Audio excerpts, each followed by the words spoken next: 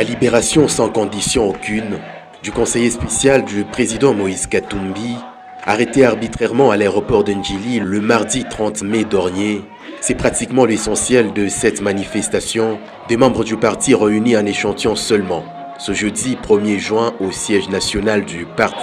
Salomon n'a pas tué, Salomon n'a pas volé, Salomon ne s'est pas caché. Salomon était dans la ville de Kinshasa et il vivait comme tout paisible citoyen et il a été enlevé comme un malfrat. Et ça, personne ne peut l'accepter. Au nom de la population du Maniema, en tant que député élu dans cette ville, en tant que sénateur en fonction, je voudrais joindre ma voix à celle de la population du Maniema qui demande que Salomon soit relâché et qui demande qu'aucune condition ne soit posée. Nous ne pouvons pas accepter que ce soit toujours le fils du Maniema qui soit la cible de ses pouvoirs. Hier c'était Matata, hier c'était Tambo Mwamba, aujourd'hui c'est Salomon. C'est comme si dans l'ensemble du pays ici, il n'y a que des fils et filles du Maniema que le pouvoir en place ne voit. Et ça, la population du Maniema m'a chargé de le dire ouvertement. Elle proteste contre cette poursuite ségrégationniste contre les fils du Maniema.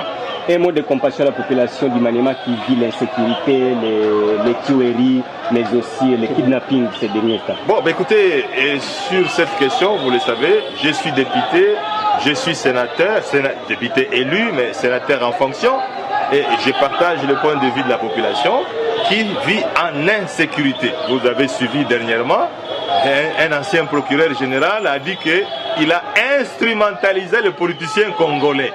Il a cité Bitika, il a cité d'autres personnes pour dire que ce sont des gens qu'il a instrumentalisés pour mettre la population du Maniema sous la conduite d'un gouverneur qui ne veut pas. Vous-même, vous avez suivi plusieurs fois, la population a dénoncé ces gouverneurs. Ils n'en veulent plus.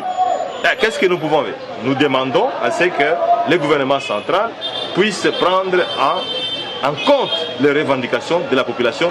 Peu avant, la police voulait à tout prix disperser les manifestants qui n'ont pas cédé malgré les jeux du gaz lacrymogène.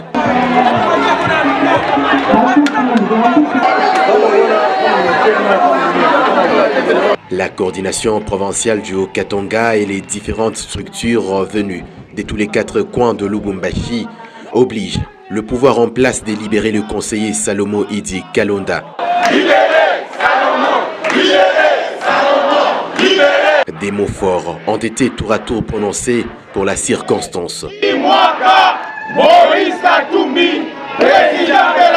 En conclusion, c'est la jeunesse du parti qui a tenu cette déclaration. Nous, jeunesse d'Ensemble pour la République, avons suivi avec indignation l'enlèvement à l'aéroport d'Njili du camarade Salomon Kalonda Idi Bela. C'est mardi 30 mai 2023. Conseiller spécial du président et haut représentant du parti Ensemble pour la République dans le Grand Kivu par les éléments de la garde républicaine lourdement armés. Il a été acheminé vers une destination inconnue à bord d'une Jeep blanche de marque Toyota. Cet enlèvement s'est fait sans aucun mandat ne soit présenté à l'intéressé, en foulant ainsi au pied de la manière la plus scandaleuse les droits fondamentaux reconnus aux citoyens congolais, ce qui vient corroborer la dérive autoritaire du pouvoir en place.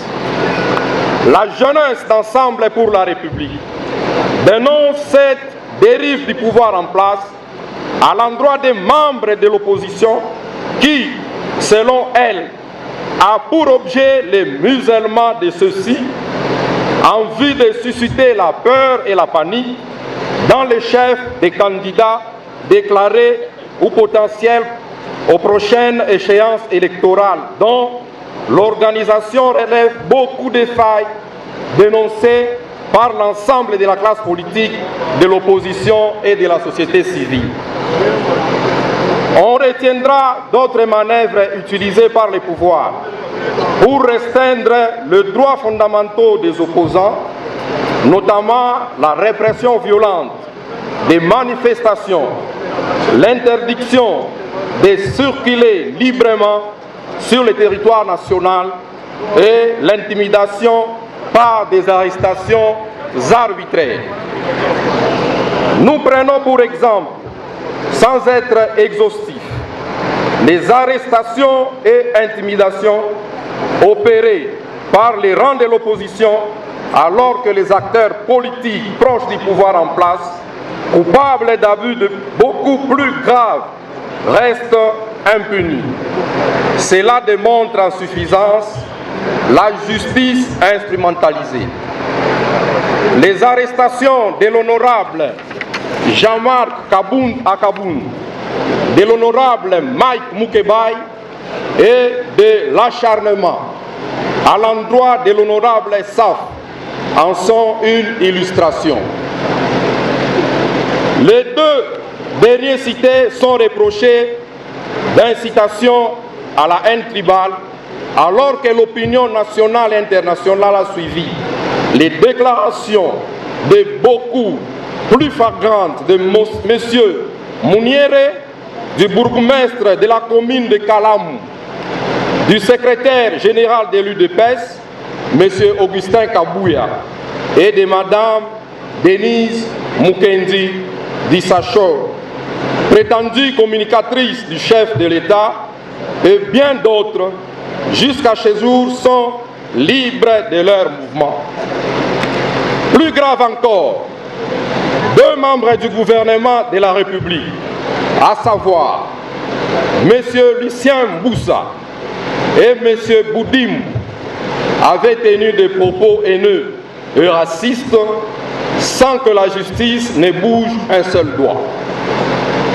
Point n'est besoin de rappeler que plusieurs personnalités ayant posé des actes flagrants en matière de crimes économiques et financiers se sont vus disculpés par la justice qui n'a certainement pas agi conformément aux prescrits de nos lois. Nous pensons ici au procès de 100 jours, au projet Tchilé-Gelou, à l'instauration illégale et au détournement de la taxe RAM, à la tentative de corruption et trafic d'influence de l'ancien conseiller en matière stratégique du chef de l'État, au détournement des fonds alloués à la lutte contre la Covid-19, au détournement des fonds au ministère de l'enseignement primaire et secondaire et bien d'autres. Que de s'acharner sur les opposants. Nous exhortons vivement le pouvoir en place à déployer des efforts pour la promotion de la bonne gouvernance, en réduisant drastiquement le train de vie des animateurs des institutions, en mettant enfin au détournement des deniers publics et à la corruption qui est devenue endémique alors que la majorité de la population congolaise croupit dans la misère. Que font le Sénat, l'Assemblée nationale et le Premier ministre face au tribalisme qui monte en flèche et qui est entretenu au sommet de l'État? Nous condamnons le non-respect des prescrits des textes régissant la composition de la CENI et de la Cour constitutionnelle et demandons réparation. De ce qui précède, nous attirons l'attention du gouvernement congolais et prenons à témoin l'opinion tant nationale qu'internationale sur les conséquences désastreuses qui pourraient découler du non-respect des droits des citoyens garantis par la Constitution. Ainsi, nous en appelons à la responsabilité du chef de l'État, symbole de l'unité nationale et garant des droits fondamentaux des Congolais, pour que l'exercice des droits acquis des citoyens, du reste consacré par la Constitution, soit respecté en RDC. Nous exhortons la communauté internationale à prendre de sanctions contre les dignitaires de ces régimes dictatoriaux responsables des abus révélés si haut qui veulent confisquer l'espace démocratique et restreindre ainsi les libertés des opposants. Fait à Lubumbashi le 1er juin 2023 pour la coordination provinciale de la jeunesse au Katanga.